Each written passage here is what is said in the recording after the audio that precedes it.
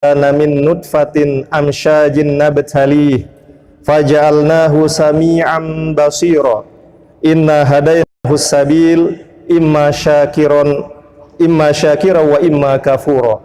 Wa qala Rasulullah sallallahu alaihi wasallam fi haditsih khairun nasi anfa'uhum linnas wa qala alaihi salatu wassalam aidan khairukum man ta'allamal Qur'an wa 'allamah, amma ba'd.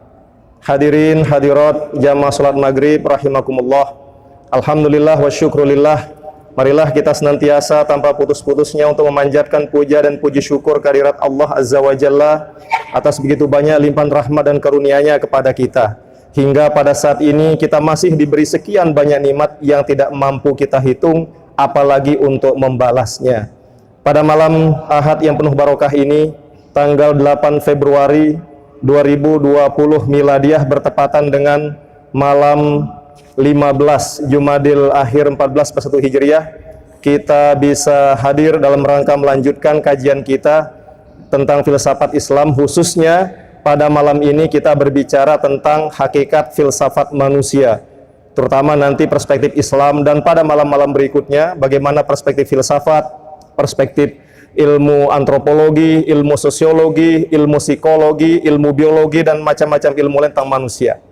Kemudian selanjutnya selawat dan salam semoga tak tercurahkan kepada junjungan Muhammad sallallahu alaihi wasallam. Allahumma shalli ala sayyidina Muhammad, Allahumma shalli wa sallim wa barik alaihi. Mudah-mudahan kita semua yang hadir di masjid ini, kita akan dicatat oleh Allah menjadi bagian dari umatnya yang senantiasa taat menjalankan sunnah-sunnah Rasul, diberi kesehatan, keafiatan, menjalankan semua tugas dan apa yang diamanahkan oleh baginda Rasul, dan di hari akhirat kelak para jamaah kita semua masuk surga, serta yang terpenting mendapat ridho Allah berkat syafaat dari baginda Rasul Muhammad SAW. Amin ya rabbal alamin.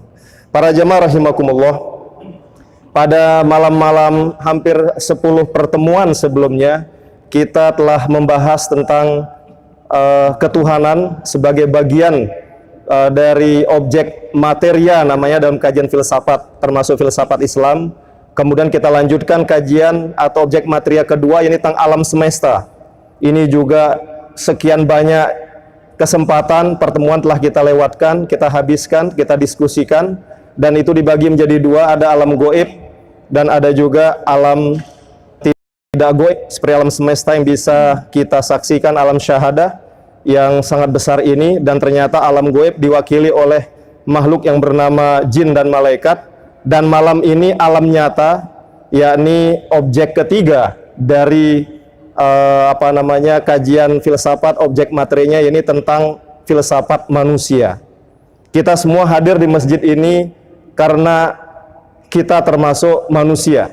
Kita adalah makhluk pilihan, dan tidak ada makhluk yang zohir, yang nyata, yang hadir di masjid ini yang khusus niatnya di samping untuk beribadah mahdhah, yakni sholat maghrib dan isya, nanti insya Allah kita juga fokus mengembangkan tausiul fikroh, mengembangkan wawasan kita, termasuk kesadaran kita menjadi manusia sebagai hamba Allah dan berusaha menjalankan apa yang kita dengarkan tersebut.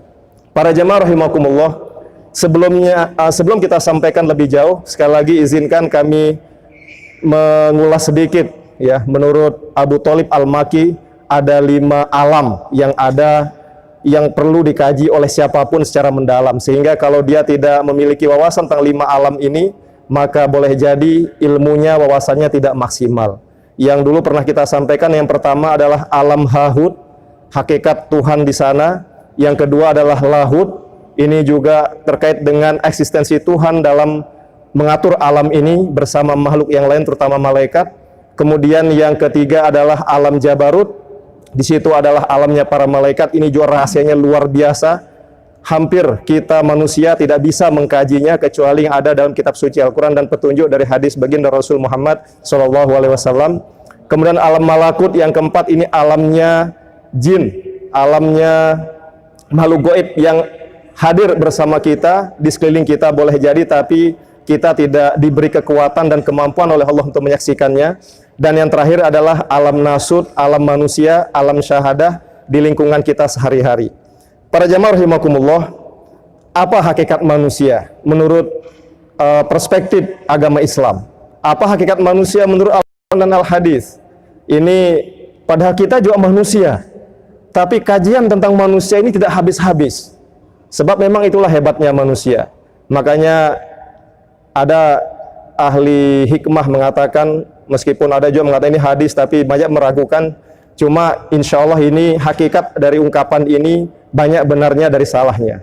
Disebutkan, man arofa nafsah faqad arofa rabbah.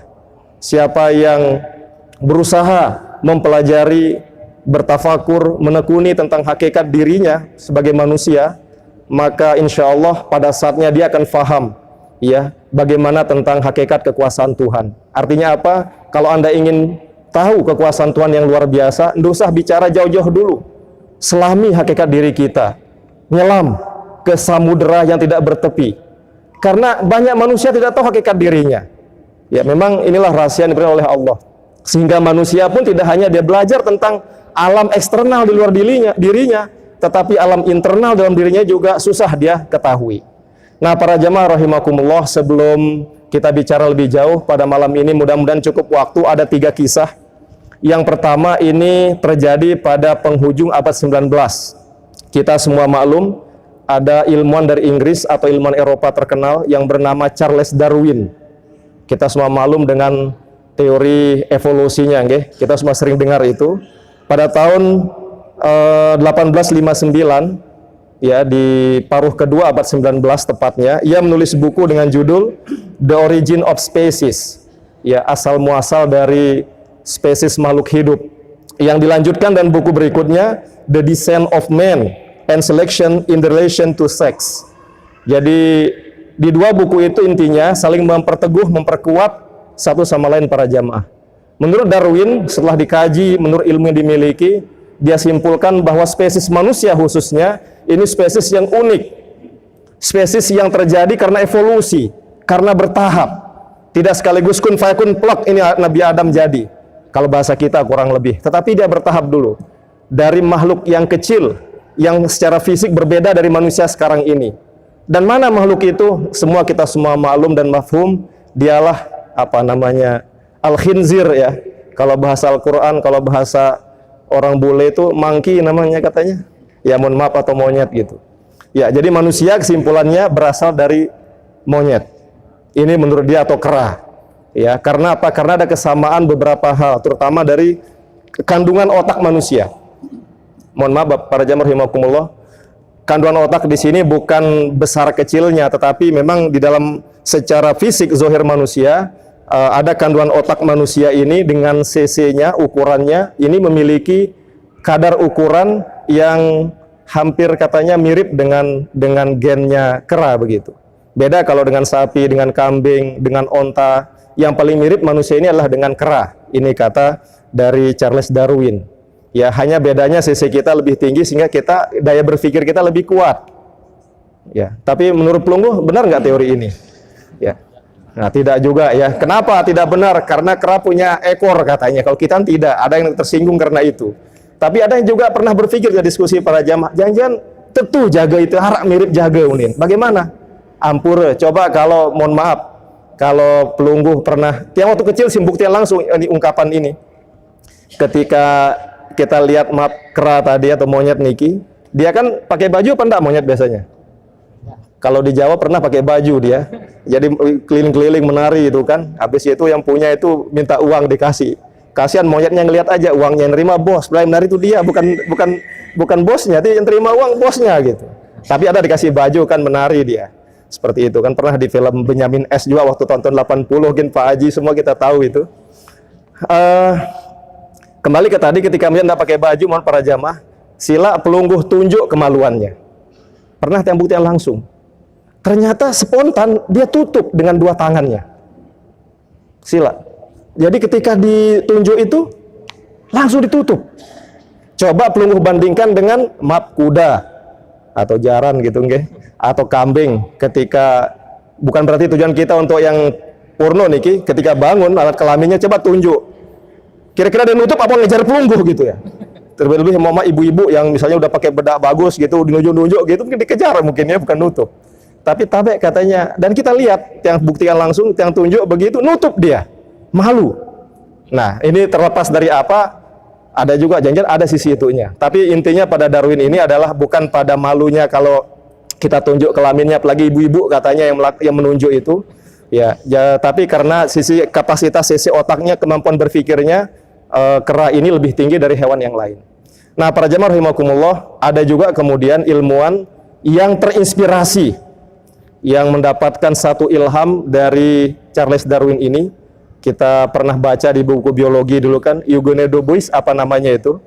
Dia kemudian menemukan ada semacam bukti tulang belulang dari spesies disebut di situ, mohon maaf, manusia Jawa namanya, bukan manusia Sasak atau bukan manusia Lombok. Mungkin karena waktu itu kita belum dianggap barangkali ya. Itu pada abad 18 juga di sekitar Bengawan Solo. Makanya mungkin boleh jadi karena dari situ banyak orang cerdas dari Solo. Presiden kita yang sekarang dari mana nih kita? Dari Solo. Iya, mantan ketua MPR dan ketua Muhammadiyah dulu Profesor Amin Rais dari Solo juga. Profesor Damar Harjo almarhum penulis ekonomi, Bengawan Ekonomi Indonesia dari Solo juga. Apa terlepas dari itu ya, tapi disebut di situ ada Pithecanthropus erectus namanya, diduga kuat inilah contoh bahwa memiliki kemiripan dengan tulang belulang dari spesies kera. Nah, para jamaah rahimakumullah, terlepas dari itu, kita tidak ingin berdiskusi lebih jauh. Intinya jelas kita menolak semua. Insya Allah kita menolak semua. Ada juga pernah protes, kita sampaikan ini. Loh Pak, itu di Al-Quran kan ada disebut Bani Israel dikutuk menjadi khanazir, ya, atau menjadi kirodah ya, kunu kirodatan khosiin ya, menjadi apa namanya, kirdun atau kera yang terkutuk. Ternyata ada yang menafsirkan para jamaah, sebetulnya dimaksud kera di situ adalah makna maknawiyah, bukan zohiriyah. Bukan zohiriyah. Artinya Bani Israel itu dikutuk dan tiba-tiba berubah langsung, yang tadinya nggak punya ekor memanjang ekornya ke orang main sulap, itu bukan begitu katanya. Itu ternyata di situ makna kiasan, bahwa Bani Israel ini dikutuk perilakunya itu hampir seperti perilaku kera. Mana perilaku kera itu ada dua secara garis besar. Mana dia? Maaf, kera ini termasuk makhluk yang serakah katanya. Jadi kera ini termasuk makhluk yang serakah. Ampur kita sebut tadi monyet niki termasuk makhluk serakah. Jadi kalau dikasih satu pisang, lagi lapar, nyari pisang berikutnya. Jadi kalau kita lewat di KLU dulu kan tidak hanya pisang, Nabi juga yang lain kecil itu. Dikasih kacang, ya, dikasih apa saja. Bahkan ini cerita dari tetangga waktu kita tinggal di Pengsong, Lombok Barat, para jamaah, mohon maaf. Ketika kemarau panjang, itu ternyata hewan-hewan kirdun ini, atau monyet ini, atau kera ini yang berada di atas bukit Pengsong itu turun ke bawah dan mencuri Sprite, coba. Fanta diminum. Jadi dia bisa minum Sprite dan Fanta itu.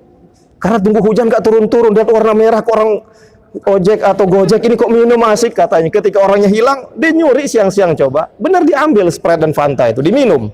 Dan pintar cara buka botolnya, mirip kayak manusia. Habis itu dilihat orang ngambil singkong, mungkin nggak tahu juga apa karena itulah kecerdasannya. Dilihat cara ngambilnya. Pernah juga tetangga itu bilang orangnya masih hidup nih, jadi dia tanam singkong, padahal tanahnya tidak terlalu banyak begitu. Tiba-tiba sore dilihat mau dibakar, ya, udah kecabut sama kera itu begitu. Dan ada yang melihat langsung, katanya pintar cara nyabutnya, seperti manusia. Jadi ketika tanaman singkong ini akarnya kuat menancap ke bawah, dia tarik begini seperti biasa, nggak bisa, seperti manusia, digoyang, didorong ke depan, dorong ke belakang, ke kanan, ke samping, lama-lama kebuka, diangkat rame-rame, dibawa pergi terus naik ke Bukit Pengsong. Subhanallah. Jadi prinsipnya bahwa kera katanya termasuk menurut tafsir ini termasuk dia cerdas dan juga serakah dalam hal makanan. Ya, jadi ikut manusia, dia bisa minum Sprite dan Fanta, kumpul bareng asik, mungkin bisa nonton TV juga, jangan-jangan ya, kita khawatir. Yang kedua, di samping itu dia dikutuk Bani Israel itu oleh Al-Quran seperti kera semacam itu tidak hanya karakter yang serakah itu, ya, suka mengharamkan yang halal, sebaliknya menghalalkan yang haram. Dia juga pada saat yang sama melanggar perintah Tuhan dan tidak mau beribadah kepada Allah Subhanahu wa taala sesuai dengan hukum Taurat, ya, yang telah diturunkan kepada Bani Israel. Itu prinsipnya. Nah, jadi kembali ke tadi, kalau ada yang bertanya, lo kan di Al-Quran ada kutukan terhadap Bani Israel, kata kirodah, ya, kata kera dalam Al-Quran. Itu betul, tetapi maknanya adalah makna maknawiyah, ya, tidak makna zohir.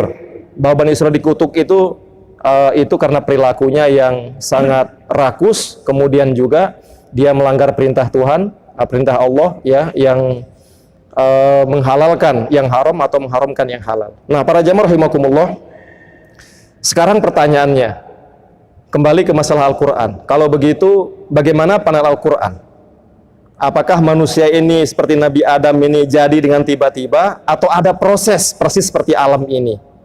Nah, para jamaah rahimakumullah, dari beberapa literatur yang kami kaji, ternyata kesimpulannya memang manusia ini diciptakan oleh Allah ternyata melalui proses atau evolusi.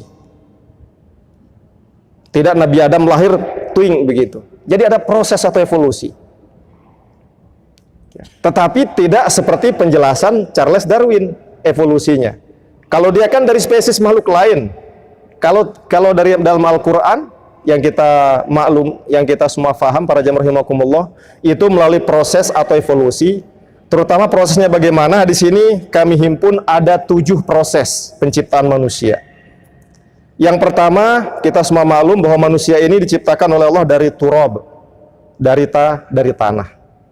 Kita ini semua tidak boleh bangga karena memang asal kita secara fisik ini adalah tanah. Yang paling nyata sekarang adalah apa yang kita makan yang buat kita hidup, para jamaah, pasti semua unsurnya berasal dari dalam tanah niki, ya. Tidak ada makanan yang tumbuh di atas langit ini yang kita makan kemudian kita hidup seperti sampai berumur 40, 60 atau 80 tahun seperti malam niki. Semua pasti ada unsur tanahnya. Apakah padi, beras, Sprite, Orson, semua pasti ada unsur itu. Roti Kongguan, asal jangan roti Wuhan saja, misalnya apa? Iya, itu bahaya juga nanti, ya. Nanti kita singgung itu masalah kasus terbaru niki. Tapi intinya bahwa dari turab, dari tanah, karena itu makanan kita selalu ada unsur tanahnya. Air minum yang sudah dikemas berubah menjadi narmada namanya, kemudian aqua dan lain-lain, itu semua berasal dari tanah.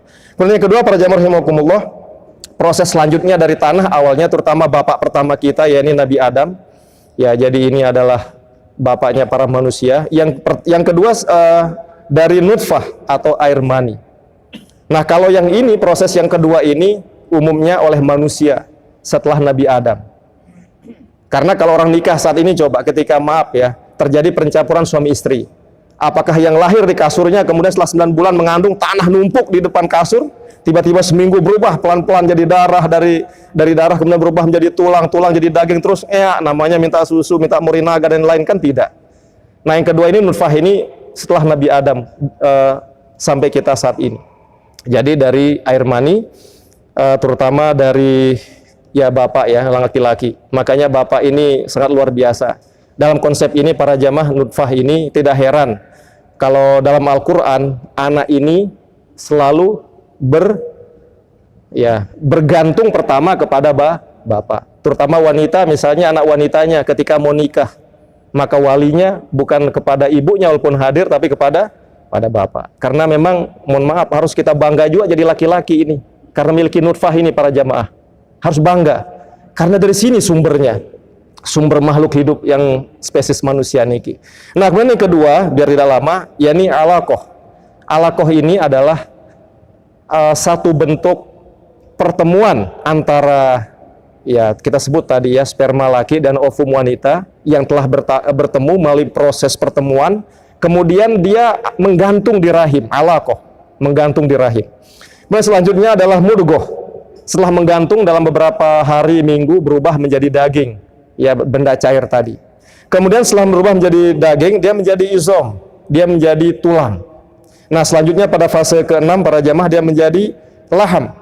Nah, laham ini seperti jari kita sekarang ini kurang lebih, tapi di dalam rahim kan kecil bentuknya. Jadi laham ini adalah daging luar yang di dalamnya ada tulang belulang, tulang yang izom tadi. Nah, kemudian yang paling penting dari semua adalah ruh ilahi yang ke-7. Jadi setelah semua penciptaan kita sempurna, para jamaah, ya pada umur 4 bulan 10 hari dalam riwayat, Allah meniupkan ruh. Fa idza sawaituhu wa nafakhtu fihi min ruhi faqa'u lahu sajidin. Wahai para malaikat, ketika saya telah menyempurnakan ciptaan manusia, Kemudian aku tiupkan ruhku ke dalam manusia itu, faqa'u lahu sajidin. Sekarang kalian sujud kepada manusia. Para jamaah rahimakumullah, malaikat makhluk yang paling mulia saja, yang tidak pernah berbuat maksiat, yang makanannya adalah takbir, minumannya adalah tasbih, ya, kemudian juga muhadatsah, percakapannya adalah zikrullah, mulia, tidak pernah berbuat dosa. Jadi dia semakin sering malaikat ini bertakbir, semakin kenyang bahasa manusia ini. Kenapa? Karena itu makanannya takbir. Kemudian juga semakin sering bertasbih, maka tidak haus malaikat itu. Kenapa? Karena itu minumannya. Nah, itu saja diperintah oleh Allah untuk sujud kepada makhluk namanya manusia yang awalnya dari tanah hina nih kita, dari hina ini. Kenapa? Karena satu kelebihan kita yang tidak ada di makhluk yang lain. Wa nafakhtu fihi min ruhi. Karena Allah telah meniupkan ruhnya, ruh ilahiyah kepada kita semua niki. Makanya ketika kita hadir di masjid malam niki yang seperti malam sekarang niki, maka ini dominan wujud dari representasi perwujudan dari ruh ilahi yang kita tuangkan dalam bentuk beribadah, dalam bentuk amal soleh, dalam bentuk kita belajar agama semacam ini. Tetapi sebaliknya, jika malam ini kita berada tempat-tempat yang dilarang oleh agama, maka pada saat itu kita telah bertolak belakang dengan ruh ilahi yang telah ditiupkan oleh Allah kepada kita. Artinya apa? Singkatnya, jika manusia ya ini berusaha memaksimalkan potensi ruh ilahi yang dimiliki, dengan itu dijadikan sebagai imam dalam perilakunya, dalam pikirannya, dalam segala aspek, maka kemuliaannya semakin meningkat, derajatnya semakin naik, mengalahkan para malaikat. Tetapi sebaliknya, jika potensi ruh ilahi ini mengecil, memudar, bahkan tidak ada sama sekali, maka sebaliknya kata Al-Quran, ulaika kal an'am balhum adol. Mereka inilah seperti hewan ternak, hampura mara yang kita sebut tadi, seperti ya sapi, kemudian juga kambing, hewan ternak yang lainnya, bahkan lebih rendah, lebih sesat dari ternak tersebut. Nah, para jamaah rahimakumullah, sebelum mungkin kita tanya jawab, kita buka tentang manusia ini, izinkan ada dua kisah berikutnya kalau cukup.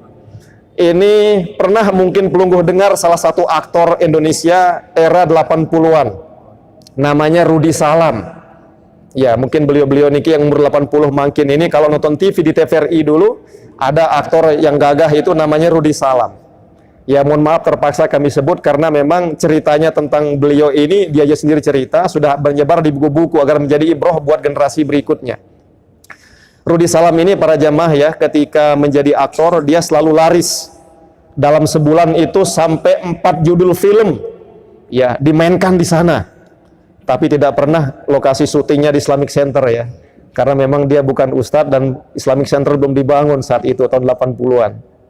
Ya, ketika dia menjadi aktor, dia selalu laris di samping wajah yang ganteng dan dia profesional. Akting-aktingnya itu memukau orang. Sehingga kalau ada jadwal tayang misalnya TVRI malam Ahad, misalnya kalau zaman kita dulu kan seminggu sekali nonton TV. Mana lagi hitam putih lagi, nggak ada warna kan. Siapa aktornya nanti? Kalau nggak Rano Karno, Rudy Salam katanya. Christine Panjaitan katanya. Kalau penyanyi Dian Piscesar jenisnya zaman itu kan. Generasi milenial sekarang nggak ada yang tahu. Oh, kita rela nggak tidur semalaman. Iya, waktu itu ya. Iya, karena kita nonton dulu, terus terang saja. Itu hiburan kita seminggu sekali, nggak ada di YouTube soalnya kan. Ya, mohon maaf, ada yang menarik dari Rudy Salam, kembali ke tadi. Jadi dia menjadi aktor dan sebetulnya banyak menerima ceperan atau honor para jamaah. Tetapi dalam perjalanan hidupnya, dia tidak mampu beli rumah sebelum berumur 40 tahun. 15 tahun uang yang diterima, amplop transferan rekening. Tapi dulu kayaknya nggak pakai transfer rekening, zaman dulu nggak ada kebijakan ke sana ya. Jadi langsung utuh tanda tuang, cash and carry istilahnya. Terima langsung bawa pulang, pergi gitu. Tapi kemana perginya? Apakah dipakai pergi untuk melihat ya ada batu bata, semen untuk membuat rumah? Enggak. Meja judi. Dipakai untuk meja judi. Habis langsung. Ya. Jadi untung istrinya Marina Gardena, kalau nggak salah namanya. Marina Gardena ini wanita cantik dan sabar. Dan memang sebelum menikah, dia ceritanya Rudy Salam ini pernah terus terang kepada calon istri sebelum nikah bahwa salah satu penyakit yang tidak bisa dihilangkan adalah penyakit judi. Nah, karena mungkin tertarik karena gantengnya, oke, terima bang, nikah mereka jadi sampai punya anak 2, umur 40, tidak punya rumah, ngontrak para jemaah. Kenapa? Uang yang diterima begitu besar itu habis di meja judi. Bahkan sering ngutang ke tetangga. Jadi mohon maaf kalau kita ngutang ini, perasaan kita, tiang juga pernah ngutang ya. Perasaan kita gimana para jamaah kalau kita ngutang ya? Kira-kira kita merasa bangga atau nunduk dulu gitu ya? Ya. Bahkan dalam riwayat, mohon maaf, baginda Rasul Muhammad SAW juga pernah mengutang ke Yahudi. Jadi manusia ini kan makhluk yang saling membutuhkan satu sama lain. Nah, kembali ke tadi, intinya Rudi Salam ini pernah melakukan judi selama 15 tahun sampai habis kekayaannya, tidak bisa beli rumah. Nah, ketika umur 40 dia sadar. Allah memberikan hidayah kepada dia untuk tafakur, ingat bagaimana tentang perjalanan hidupnya. Akhirnya dia tobat, tidak mau judi lagi apapun bentuknya. Pernah dia ke dukun katanya. Pernah dia minta ke kiai apa istilahnya, yang penting diberikan isyarat akan menang, dikasih honor kiainya, tapi nggak tahu mungkin kiainya nggak benar juga kalau kayak gini ya, kayak judi namanya. Makanya nggak heran kemudian keluarlah juga salah satu lagu dari Bang Haji Roma Irama kan, judi ya. Terus katanya gitu ya Bu, anunya itu kan, senar gitarnya, walau alam. Karena memang zaman itu juga judi nggak habis-habis ya zaman dulu. Dan para jamaah rahimakumullah, akhirnya dia sadar sekali lagi, kemudian setiap dia dapat honor dikasih kepada istrinya. Sejak itulah umur 40 ke atas, akhirnya dia bisa beli rumah.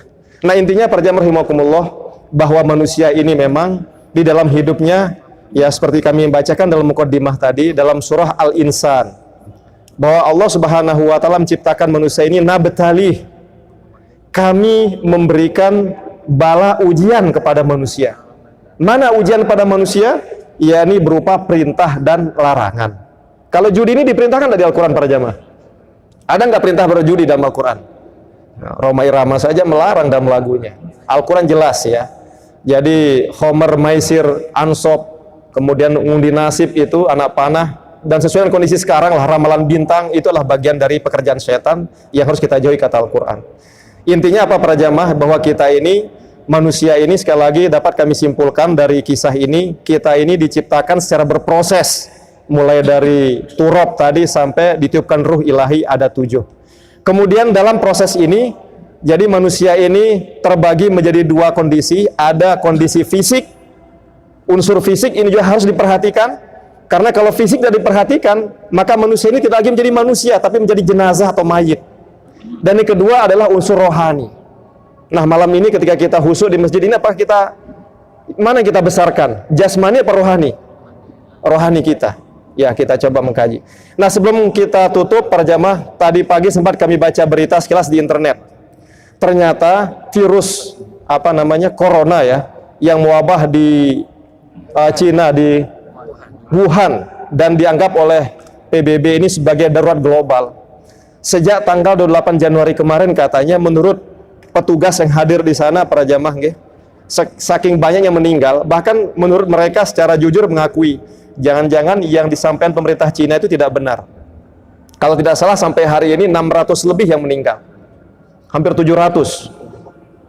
Padahal sejak tanggal 28 Januari katanya 100 orang dibakar, supaya tidak mayatnya ini busuk kemudian menebarkan penyakit baru.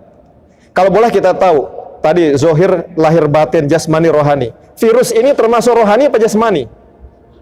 Jasmani ya. Bisa kita lihat nggak rupa virus ini secara dan mata telanjang nih gitu ya, tanpa peralatan? Insya Allah tidak bisa. Kenapa? Saking kecilnya. Bahkan dianggap misteri, kalah-kalah AIDS. Orang kena AIDS bisa setahun baru meninggal. Ada prosesnya ini, jarak 3 hari bisa harus kita kafankan semacam itu. Nah, perjamaah rahimakumullah, jadi itulah unsur manusia jasmani rohani. Tetapi kembali ke tadi, agar manusia ini menjadi makhluk yang mulia, maka dia sebaiknya memperbanyak kesempatan menjalankan segala perintah Allah dan menjauhi segala larangannya.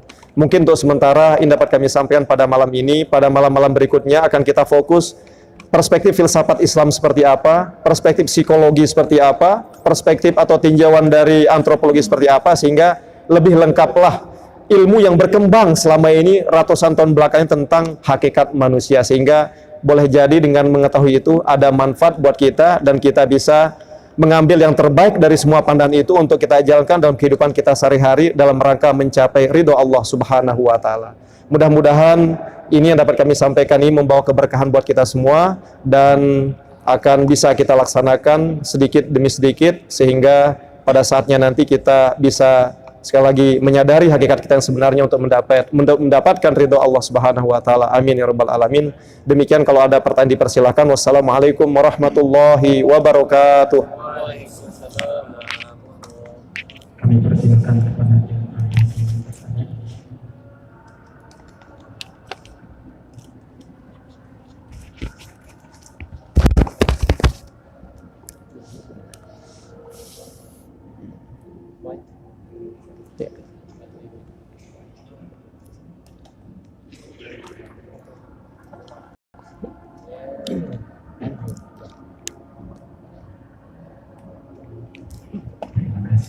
Assalamualaikum warahmatullahi wabarakatuh. Waalaikumsalam warahmatullahi wabarakatuh.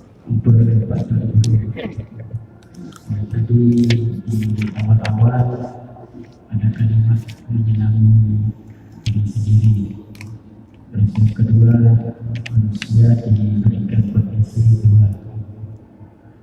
Nah, yang sering terjadi itu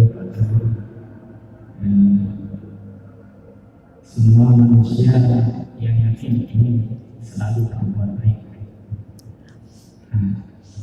agar keinginan itu bisa terlaksana terus menerus di kehidupan. Mungkin tips yang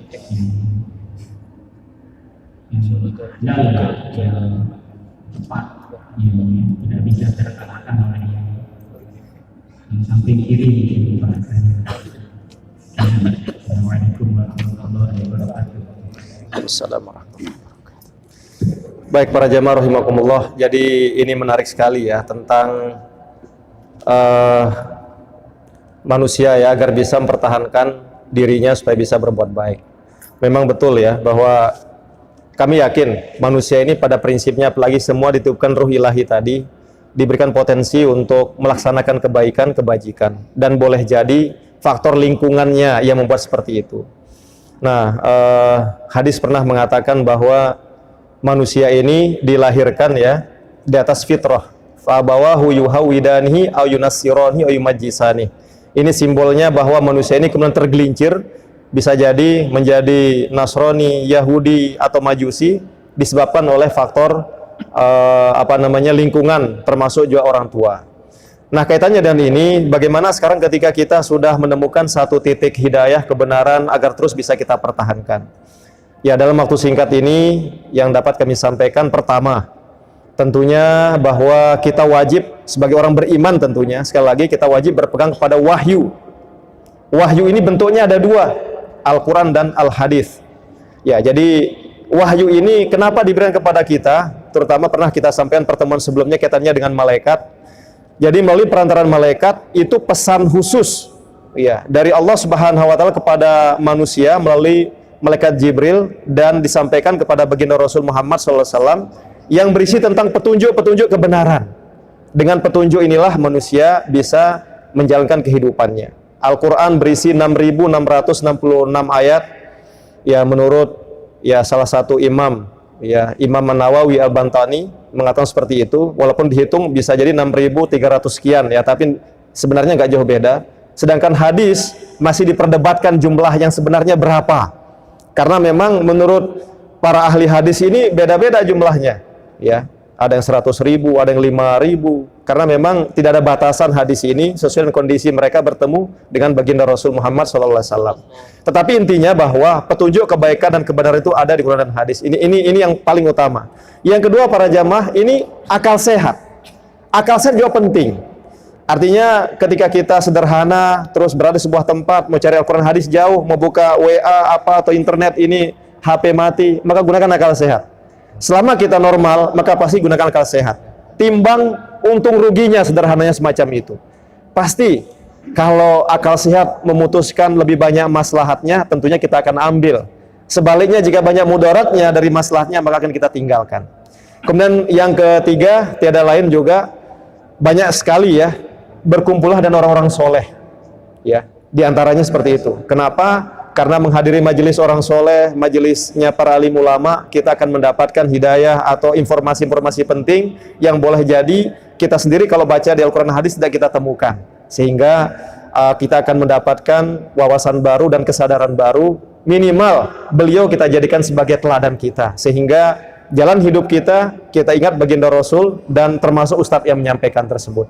Wallahu a'lamu bissawab. Jadi sederhananya seperti ini, insya Allah kalau kita lakukan akan banyak maslahatnya untuk kehidupan kita. Semoga penuh barokah dan manfaat untuk kita semua. Amin ya rabbal alamin. Terima kasih segala perhatian dan mohon maaf atas segala kekurangan. Wassalamualaikum warahmatullahi wabarakatuh. Waalaikumsalam.